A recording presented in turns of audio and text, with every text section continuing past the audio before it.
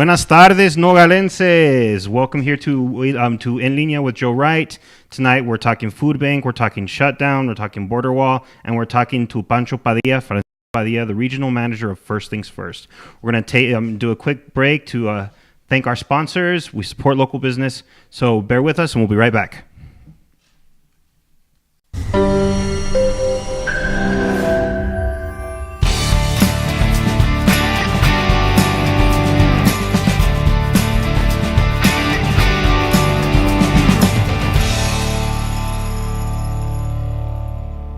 Cropper's Nogales Auto Center, your local dealer of Chevy, Buick, and GMC. Anyways, the best place to find the newest, award-winning Chevy, Buick, and GMC models.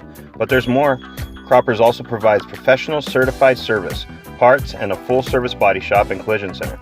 Come on over and see for yourself everything Cropper's has to offer. Located at 1831 North Grand Avenue, Nogales, Arizona. www.croppercare.com, 520-762-6446.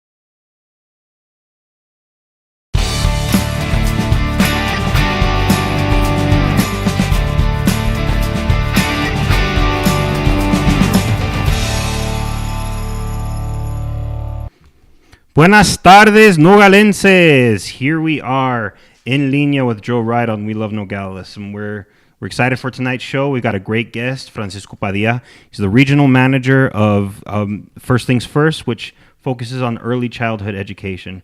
Especially reading is one of their big things, and just having the young toddler and under learning basic skills that they're going to need in school. Before we get started on our monologue and all the news that we need to cover, I want to welcome any new viewers that we have. Thank you for watching. Thank you for tuning in with us. This is an interactive show. Feel free to leave any comments that you want, and we will respond to them in real time right here. Also, if you own a business or you have something that you feel needs to be publicized, we have great sponsorship and advertising packages. Go ahead and reach out to us. It's welovenogales@gmail.com. And we'll be happy to hook you up. Also, if you feel like you have something that that's going on here in the community, in the border community of Nogales, Arizona, Santa Cruz County, let us know. We'd love to have you on our show. More than anything, we would love to have you on here. We love having new guests. We love adding some variety. Lots of great things are going on in this community, and we love to highlight it. Now, a couple of other things is we want to go ahead and give a shout out to the Taekwondo Academy, will be running. We had a guest, Rodrigo, on here. He's he runs the academy there, and they're doing a fundraiser so that they can go to the nationals this year. And they do some great things down at the Taekwondo Academy, and they need the money, they need the help. So show up at that fundraiser, give them a hand, do what you can to help these kids. Also, if you remember on last week's episode, I was talking to Mayor Arturo Garino from here in Nogales, and we talked about joining the Friday night ride. I haven't ridden a bike in 2 years, and I'm pretty sure it's going to kill me, even no matter how easy that ride is. But we've agreed Arturo Garino is going to be there, the mayor from here in Nogales. I'm going to be there, and Efraín Trigueras, the director at the Community Food Bank, will also be there. All of us, we haven't been on bikes for a while, but we're excited. We're gonna do this. We're gonna work on, promoting healthy living and things like that here in Santa Cruz County. And we're excited for it. Next week, our show will actually be on Wednesday, and it's going to be live from the Americana Hotel, where I will be doing a reading from one of my books, one or more of my books. I'm excited about this, and there will be plenty of other local artists, storytellers, It's going to be great. It's the first art expo that they're having there for 2019. And it's going to be highlighting a lot of local artists and a lot of local talent. I'm really, really excited for it. It's going to be a great show. So please be sure to tune in. That's next week, January 30th at 7 p.m. It's going to be great. All right, so let's get into the news. A lot of exciting things happened here in Nogales last week. Martha McSally, the Republican senator from Arizona, who was appointed after John McCain's death, tragic death. She came down to Nogales, and she came down to, according to her, to gauge, the morale of the morale check of the federal employees. If you live here, you know that this is one of the biggest employers here in Santa Cruz County is federal workers. We've got Customs and Border Protection, we've got DEA, we've got FBI, we've got everything here. I mean, it is one of the biggest employers here in Santa Cruz County. And the shutdown is affecting our community. It's really hurting our community. I mean, even in the Border Patrol checkpoint going north, they're just letting people through because, what can you expect? They're not getting paid. And it's been more than a month, these poor guys. So she came to check on that, and she's made a statement saying that she supports ending the shutdown, but she also supports the $5.7 billion for increased border security. From what I understand, I wasn't able to make it, but from what I understand, she was very careful about not using the word wall, but she does support the funding, but she also supports ending the shutdown, which we need. There's, like I said, there's a lot of federal workers here and across the entire country, and they're suffering. Another great thing that is happening here that has to do with the state is Governor Doug Ducey made an announcement this week that he will be investing $700,000 in a cold storage inspection facility at the Mariposa Port of Entry right here in Nogales. Now, this is huge, and if you're not from here or if you don't know much about the produce industry, you may not realize how huge this is. But when you're working with a perishable like produce, every second counts, every minute, especially when it's in a hot truck and they're driving across the border and they have to wait for these inspections. That fruit, those vegetables, those tomatoes, which we get a lot of, they can start to rot and they start to lose quality. And it's cost for the drivers, it's cost for the time, it's cost for the drivers. The weight that of these perishables is cost for the growers and for the distributors. It's a big deal, and these cold storage facilities will help facilitate these. Well, it'll put these fruits and vegetables in a climate-controlled place while they can be where they can be inspected without risking the quality. And it's gonna. $700,000 is going to actually save millions for so many businesses. So we're really, really excited about that. Thank you, Doug Ducey, for making that commitment and for putting that in your budget. One of the other things that was really exciting, you may have seen on the news that this past weekend was the Women's March on Washington, D.C. and all across the country. And even here in Nogales, there was a Women's March, and more than 30 people showed out for it. It was great. They were there with their signs. They were talking about gender equality, immigration, climate change. All kinds of great subject these women and men were there too, pushing for. And the thing about it is the imagery was just really, really powerful because these women, they walked right along the fence, right along the border fence, which right now, as you know, is covered in razor wire and these spikes that are welded to it. And then this mesh that's put between so that nobody can reach through the slats. Having these women, you can see in the photos, having these women march along that fence it created really, really, really powerful imagery.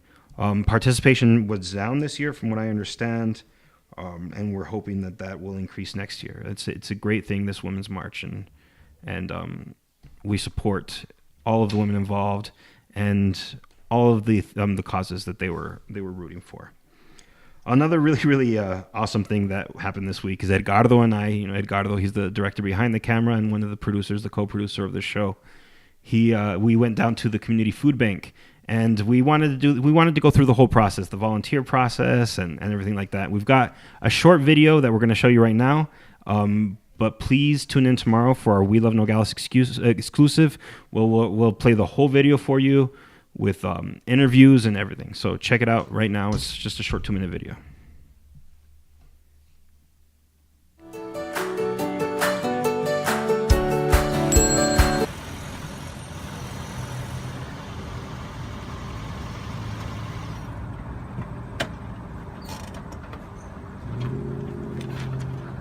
Buenos días, nogalenses. Aquí ando Joe Wright, el gringo más mexicano, y aquí andamos en el Food Bank del Nogales, el Nogales Community Food Bank, y vamos a hacer el proceso de volunteer y esperemos que dar una comida a la gente que la ocupa.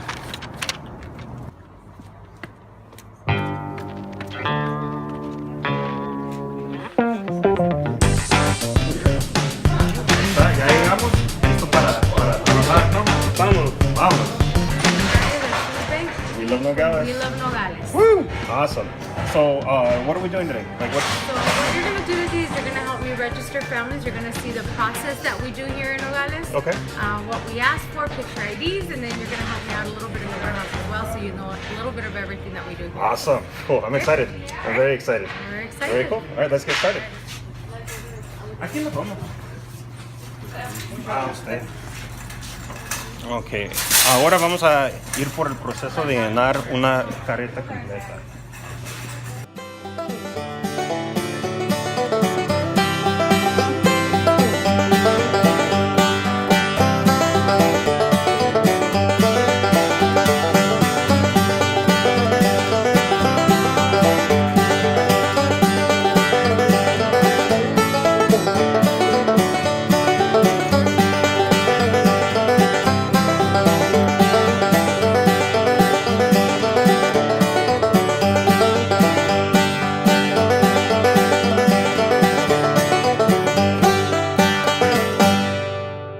Es todo.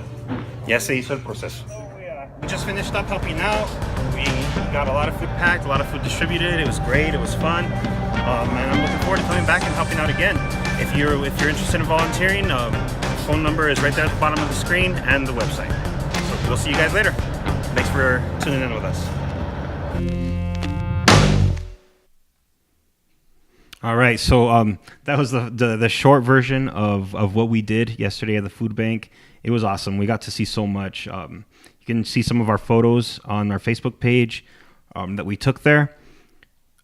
Another thing that I want to talk about really quick having to do with the food bank, I was talking to Efrain earlier today, and he was asking for if we could mention that they need donations right now. They need extra donations, and this is because of the government shutdown. Like I said, federal employment is one of the biggest employers here in Santa Cruz County, and those are our fellow Nogalenses, fellow Santa Cruz County brothers and sisters who are suffering because of the shutdown, and they need help. We have a list of specific things that the food bank needs, which we'll share right now, and we'll share on our page so you can see. And they need this to help our fellow Nogalenses to feed their families, to actually to survive during this really, really difficult time. I also want to thank, before we go, I want to thank Latino Rebels, Julio Ricardo Varela from In the Thick. You can check both of them out on Twitter. Marco Lopez, Nogales' own golden boy. I mean, former mayor, former Customs and Border Protection, a great, all-around great guy. I want to thank them and some others that supported us on Twitter today, sharing some of our tweets to get some of the momentum going for the show. We're going to be back after another quick break with Francisco from First Things First. Oh, give the show a like and a share, please. Give this episode a like and a share. Make sure that everybody sees it. Some great things going on, and we want everybody to know about it. Appreciate you tuning in. We'll be right back.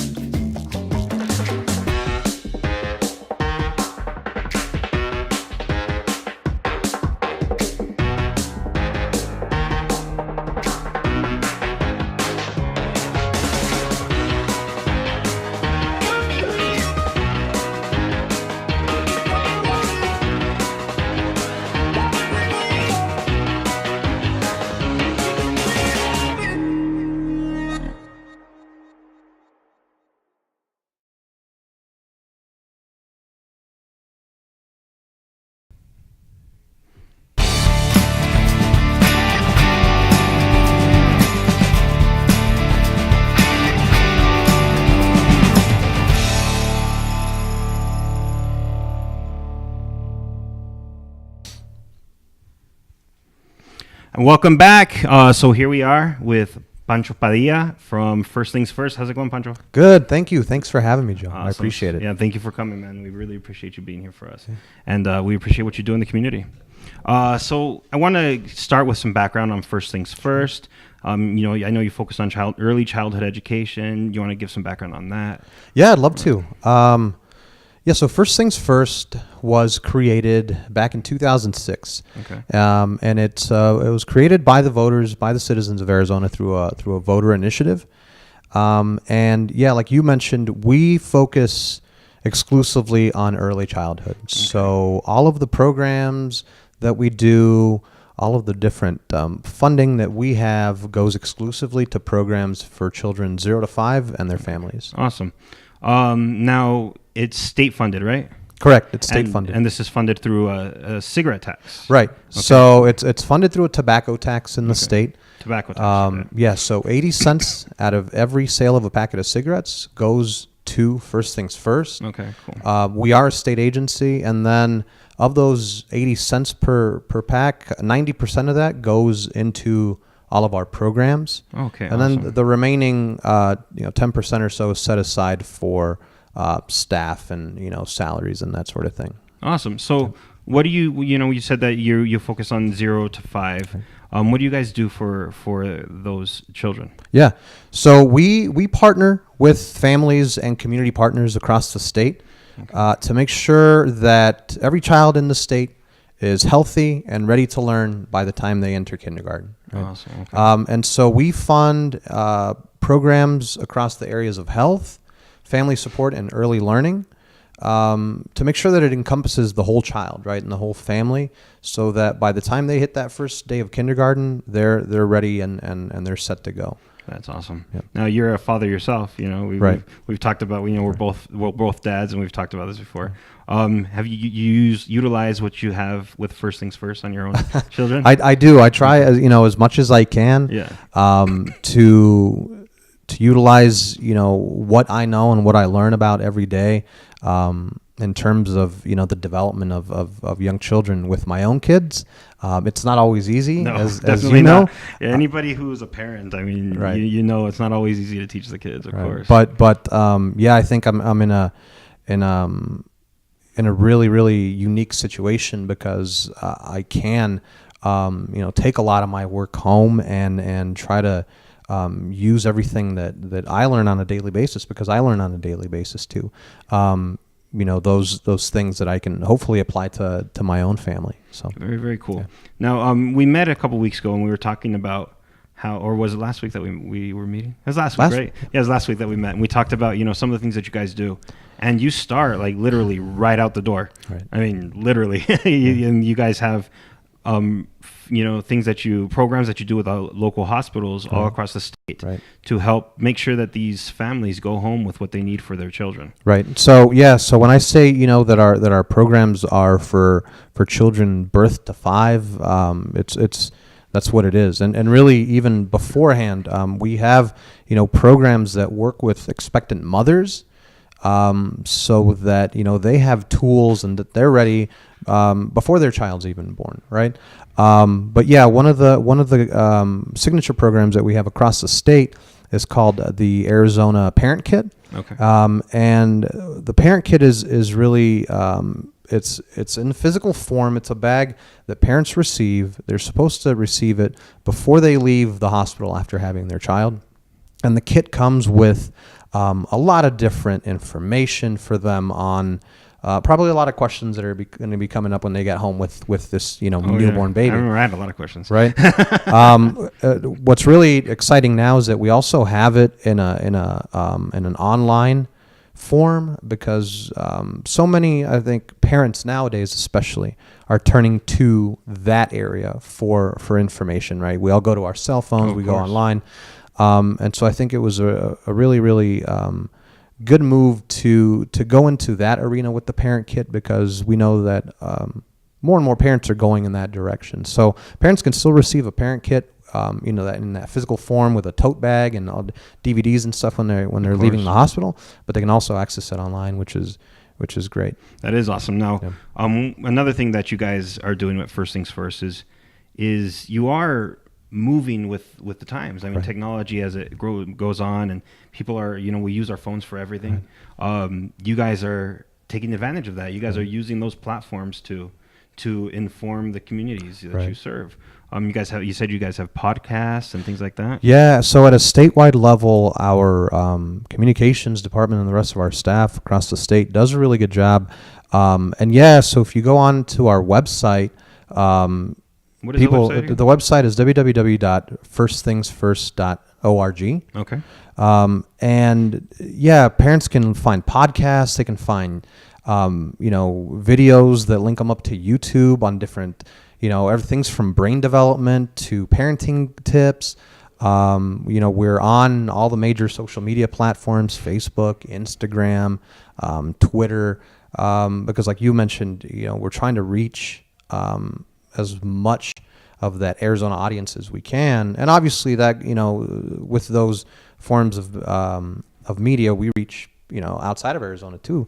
But we really want to cater as much as we can to, that changing population that receives so much more of their information through those avenues. Awesome. Very, very cool. Yeah. Now, really, really what you're here to talk about is an event that you guys have coming up. And this is, how many years have you guys been doing this? This will be the 8th year. Wow, 8th year. Okay. Year. So almost as long as First Things First. Almost as long as First Things First has been around. Yep. Okay. So this year it's being held at Calabasas. It'll be, so it's the 3rd year that it's being held at Calabasas School in Rio Rico. Do you have that address or? I do. I have it memorized. It's 131 Camino Maricopa. Okay, and when is that going to be? It'll be on Saturday, February 9th, and it'll be from 10 in the morning to 3 p.m. Okay, very, very cool. And I've been to this event before several years ago when my son was still under the age of 5. I took him a couple of times when it was still held at the Americana Hotel.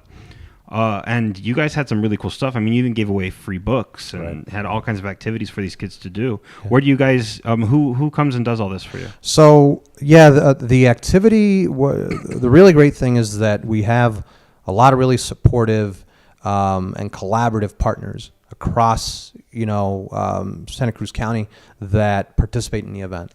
So we have, over 30 different agencies and organizations that participate with us. Wow, that many. That's grown, hasn't it? It has grown, yeah. We try to grow it every year. That includes health providers like Mariposa Community Health Center. They were always involved with you guys. Yeah. But we also have, child care providers that come and participate. We have, WIC. We have the county superintendent of schools office. We have the school districts that participate, the Lions Club. Very cool. Yeah. So we have a lot of different organizations. And what they do is they actually do activities with, children. The event is for kids 0 to 5 and their families. So they do these really simple activities with kids, but they're all fun, everything from playing with foam to decorating, a Valentine's card, things that kids will have a lot of fun with, but they're also developmentally appropriate. And the organizations do them with the kids, with the parents there, and it's really designed to, one, make sure the kids have a good time, but it's also designed so that parents learn about how to do these activities at home because they're really inexpensive. They're really easy to recreate, and hopefully they can take some of the things that they learn at the event and do them at home. So we're trying to teach parents that it doesn't take these expensive toys or iPads or all these different things that we try to use to entertain kids. That it can really be done in really inexpensive, but yet really really effective ways for the kids to kind of engage in that developmental, activity. Well, when I took my son a few years ago, his 2 favorite things at the event were actually one where you made caterpillars out of construction paper and this little obstacle course that was built completely made out of cardboard boxes. Yep. And I mean, like you said, you don't need to buy this jungle gym to make something for your child to have fun and to help them develop their, their motor skills and things like that they need. I mean, and there was other things that were going on, but he loved those, and they were basically the most simple and basic ones there. Yeah. The books, you mentioned the books. The county yeah. superintendent of schools office, Alfredo Velasquez. Mr. Alfredo Velasquez. Yeah, he and his office will actually be giving away books at the event. And again, it's a really good way to just get books in the hands of kids. In our community, especially and across the state, where there's a lot of poverty, sometimes families don't think about or have the means to go out and buy books for their kids because they're busy buying groceries and paying the rent and paying bills. So this is just one way to kind of get books in the hands of kids so they can take them home, read them with their parents. Again, engaging with their parents and their grandparents and whoever's watching and taking care of these kids, so they can have that interaction with them that's so important for them. What's really, really cool is one thing that I don't think I've actually mentioned to you before, and I don't think I've mentioned it because it's not out yet, but I've written this series of children's books, and I'm waiting for the illustrator. She's working on them right now, and I'm hoping I was hoping to get them out this year, but it looks like maybe next year. And the focus is, for them to develop confidence, and part of it is gender and racial representation that I'm trying to work on. And so whenever they're done, I'd love to and they're for younger readers, like right around the age groups that you're working for. So I'd love to get them in your guys' hands. Oh, that'd be fantastic. I mean, early literacy is so important. As a writer, for right, sure. As a writer, the more readers there are, the better. Right, that's more sales for preaching me. to the choir. But it's so important, as because the sooner and the earlier that we can get kids to become just familiar with books and then learning to read, that's something they carry throughout their lives. I mean, when they get into those later grades, you can't learn unless you know how to read, right? And so the more we can expose them and I think just teach parents and teach caregivers about the importance of just getting a book in a 15-month baby's hands. They're not going to read it. No, of course not. But they manipulate it, they play with it, they turn Flip the pages. yeah. Right. All of that's really important. I remember every time as my son was growing up, every time that I would take him to the doctor's office, they had this this poster that said where your child's supposed to be at with books, right? And I always look at him like, oh, I got to catch him up. Yeah. And then the next time I'm like, oh, no way, he's good. Yeah. He's ahead. Yeah. And then the next month or the next time that I take him, oh, man, I'm a terrible parent. Yeah. We can always do more. Yeah, we can always do more, of course. But thank goodness he's a great reader now. Right. He's a great reader. But, early literacy is very, very important. I mean, I think it's one of the most important skills that a child can develop, especially before they head into school. Yeah. You talked about health aspects, you right. know, and Santa Cruz County isn't known as being one of the most healthy places, right. And especially, I mean, the poverty level here is pretty high, and right. the cheapest foods are the least healthy foods right. that you can get. What do you guys do for families to help them? So there's a couple of things. One is one of the programs that we fund is it's called a child care health consultant, and okay. this is a registered nurse, and she works with about 35 different child care providers across the county. So child care providers are either in homes, so people who may watch children out of their home, they have to be licensed for her to work with them, or centers, preschools, those sorts of things. And she works with them and teaches them specifically about child safety and nutrition. So she talks to them, constantly about the importance of nutritious food, and she'll also work with the parents of those kids, to make sure that they know about, the pros, of eating this versus that and those sorts of things. Of course, yeah. Another program that we fund here in Santa Cruz is with Mariposa Community Health Center, and it's an oral health program. Okay. So this program, and I should have mentioned earlier, but all the programs across the state that we fund are free of cost to families. Great. All paid for by smokers. Right, exactly.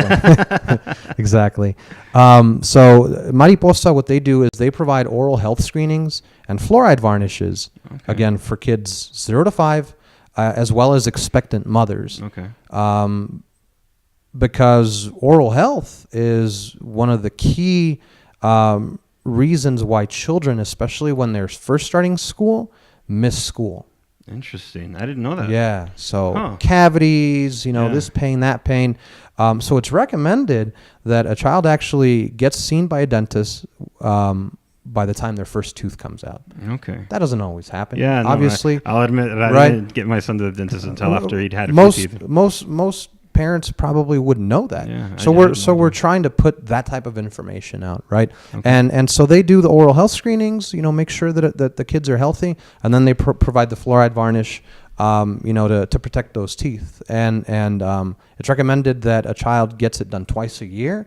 And so they go out and they have in-home, not in-home, but they have clinics within their clinics where they do that work. Yeah. And then they also go out into the community. So they'll be at our event as well, Okay, awesome. providing that service. But they go to the different preschools across the county and those things to make sure that they're reaching as many children and expectant mothers as possible. Of course, yeah. And they do over 1,700 screenings and varnishes a year. So it's really, really important work. Again, I wish I'd known that one. Right. I see the importance of starting with expectant mothers, because early childhood education starts when the baby's, before the baby's even in the womb, really, technically. Right. But, So yeah. if we can reach them and they know, right, how early they're supposed to take their kids to the dentist and ways to take care of their teeth, then they just pass that knowledge on to their children, right? And I feel like there's no one in the world more on top of things like that than an expectant or new mother. Right. My wife, Right. I mean, she still sometimes acts like a new mom with our son. yeah. She's always on top of all that Right. stuff. So, Right. and informing them and educating on them will get the ball rolling. Yeah, I mean, if you can, inform them and provide them that information, then hopefully, they provide that onto their kids and their friends and their neighbors and those sorts of things, and Of get the course. word out that way. So this is actually a question more about, personal philosophy. I don't know if there's, I know there's studies, but music for when it comes to younger kids. I mean, they tell you to start introducing your kids to music when they're still in the womb. Right. Personally, have you ever seen a difference between a child who was raised heavily influenced by music to a child who hasn't? Or? I can't say that I've seen it, but I know that there's tons of research. Oh yeah, there's research everywhere that says that babies in utero hear their parents, right? Of course. So not just music, but talking is really important because, again, believe it or not, but that's what the research tells us, that those babies are hearing, Absolutely. and they And as are their those brains are brain developing, connections, yeah. right? The brain development, the brain connections are going off. And so, one thing I always like to mention is when we talk about like early literacy, it's not just books, but it's talking, it's singing, it's having that back and forth with the child, because all of it is really, really important for their language development, Of right? course, so, absolutely. and I mean, nothing wrong with exposing them to music, from as soon as you can do it, Of course, absolutely. I mean, my son right now, he's 8 years old, and he's obsessed with music. Right. And, and all kinds of music. I mean, there are music where he don't go near, like country. but he's already developed this love of this broad range of music. Right. It's pretty awesome. Yeah. One other thing that's actually, this will be the last thing that we touch on before we wrap up with the event again, is this is a bilingual community. Right. And it's a bilingual state. Mm-hmm. I mean, it's a bilingual country, or multilingual country. Right. Really, I don't want to limit it to 2 different languages, but Arizona and the Santa Cruz County is very, very bilingual area. Right. Large amount of Spanish speakers, Mm-hmm. and people. Some of them don't speak English very well, or don't speak English at all. So, what do you guys do for those families? Yeah. So, first things first, as I mentioned earlier, is a state agency. Mm-hmm. And so we do, as an organization, have to adhere to certain rules and requirements set by the state. Of course. But our partners, who actually do the day-to-day of the programs we fund, they provide, at least here in Santa Cruz, all of the literature, all of the information that they provide for families is in English and Spanish, because one of the things that we are very cognizant about, and we always have it top of mind is being culturally responsive, right? So you mentioned it, and yeah, of course. I mean, the majority of our community speaks Spanish. Absolutely. And we want to make sure that we're not only providing the information to families, but that we're providing it in a language that they understand and they feel comfortable with, right? So Absolutely. all of our programs here in Santa Cruz have bilingual staff. The family resource centers that we partner with in Nogales, Rio Rico, and Patagonia, they provide, one of the things they do is provide parenting classes, and they provide them in English and Spanish. Great. All of them. Awesome. All of their material is in English and Spanish, because, we know who our audience is, right? And we want to make sure that we cater to them and their needs. Because this is about them. Absolutely. And this is the bilingual subject. It's something that actually hits kind of close to home for me, because growing up, not only growing up here, I was in an English-speaking household. Mm-hmm. I picked up Spanish, from my friends and just growing up. But I would go to people's houses where, like, some of the kids at school, they would speak English, but at home they didn't speak any English at all. It was all Spanish. And a lot of those kids, they struggled a little bit more because they had to diversify. They had to choose, where they were at. And my son, he's starting to struggle it's funny because my wife, she's actually Mexican American and Tohono O'odham. Mm-hmm. And she hardly speaks any Spanish at all. Okay. She grew up here, just like me. Right. But she was raised speaking English more, and I've actually had to teach her Spanish. And my son, he grew up in an English-speaking household, just like I did, just like she did. And at school, he's struggling because a lot of his friends, they speak English, but when they're with each other, they all speak Spanish. Speak Spanish. Is there a way that you guys can help children become bilingual as they start to grow, or do you have to choose one or the other? I certainly would not make them choose. I think, we talked earlier about research. Tons of research that talks about how children who are bilingual, their brains, especially as they get older, tend to work faster because they code switch. Of course, yeah. From English to Spanish, Spanish to English, whatever the languages may be, right? Yeah. And I think it's the other thing that a lot of studies tell us is that it especially when they're younger, it may look like children are maybe struggling with one language versus another, but as they get older, oh yeah, absolutely, you see the change. You see the change, and you see that development. And I'll always be a proponent for exposing not only children but everyone to as many languages as they can. I mean, I've seen research that say that it changes the way your brain works. Right. When you're bilingual or multilingual. Right. I mean, it completely operates in a different way for the same reason that you said. Right. You have to switch. Right.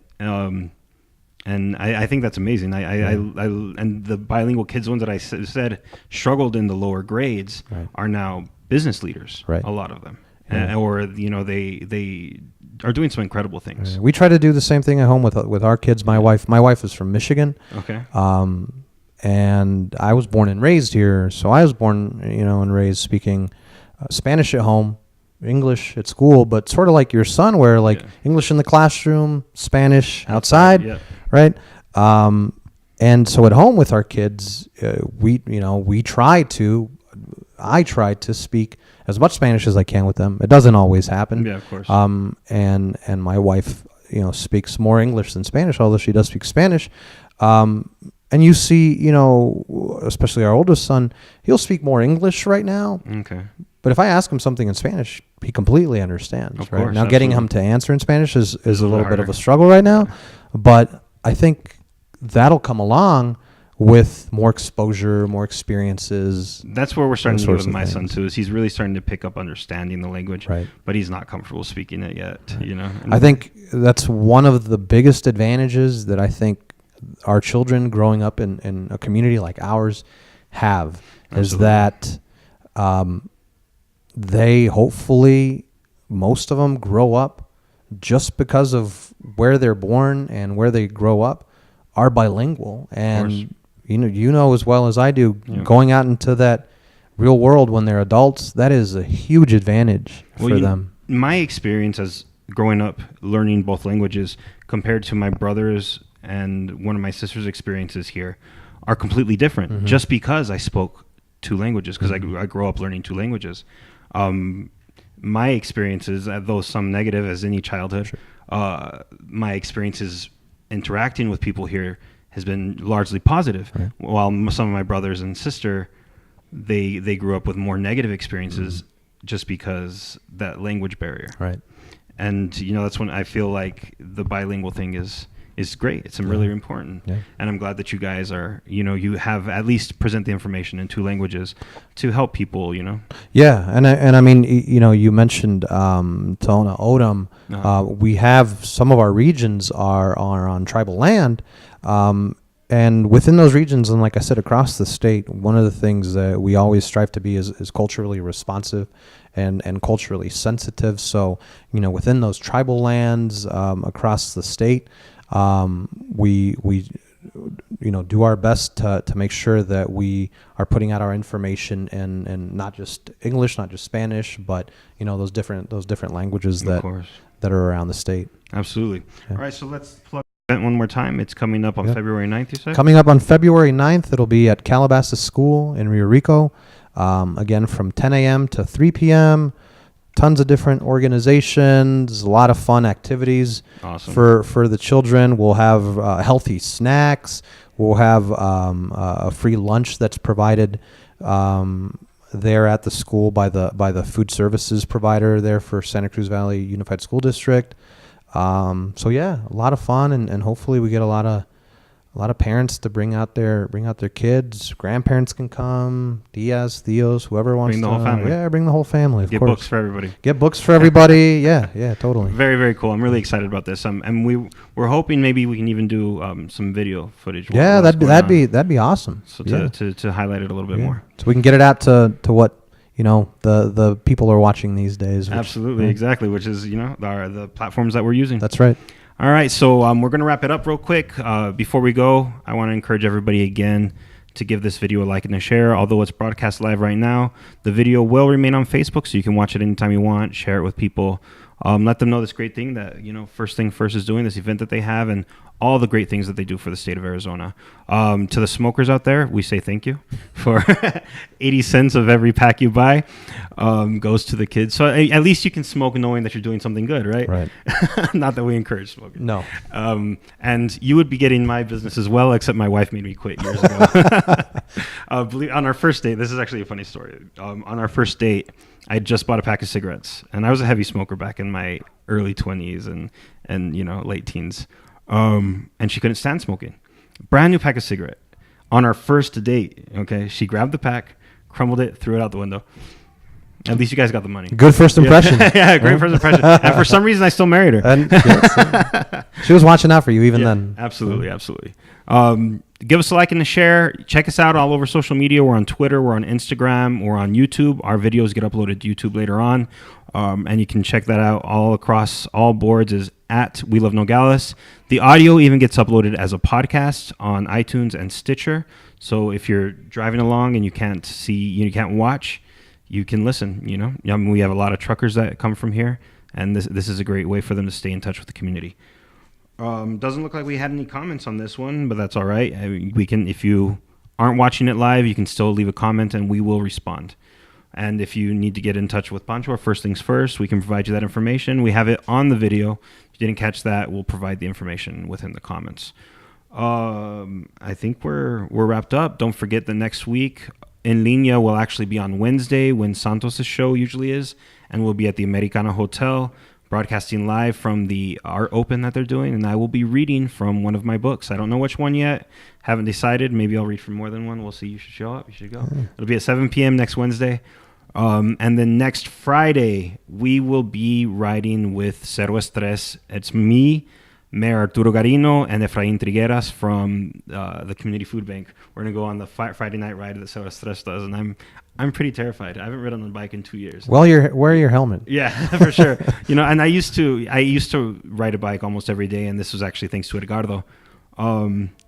And then I got out of it, and it's obvious. I haven't ridden the bike in a couple of years, but I'm excited. I'm excited to get back on. But at the same time, I'm pretty sure it's going to end up terrible. It's like that saying. It's like riding a bike. You just get back on, right? Yeah. So we'll have to see what happens there. We'll see you guys next week on Wednesday. Oh, another thing. One more thing. Go to aside from the social media we have here, you can follow me on Twitter or Instagram, and that's at Joe Wright Writes. That's Joe Wright, WRIGHT, Writes, WRITES, because I'm a writer. Of course, right? Yeah. All right, so we'll see you guys next week on Wednesday. We'll catch you later. Thank you so much. Thank you very much. Appreciate you coming. Appreciate it.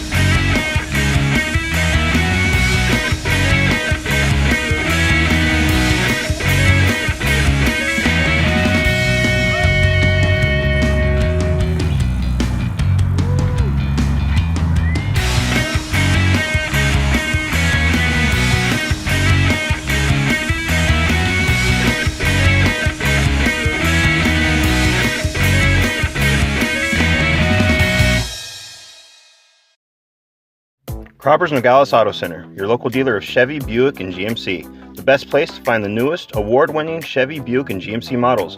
But there's more.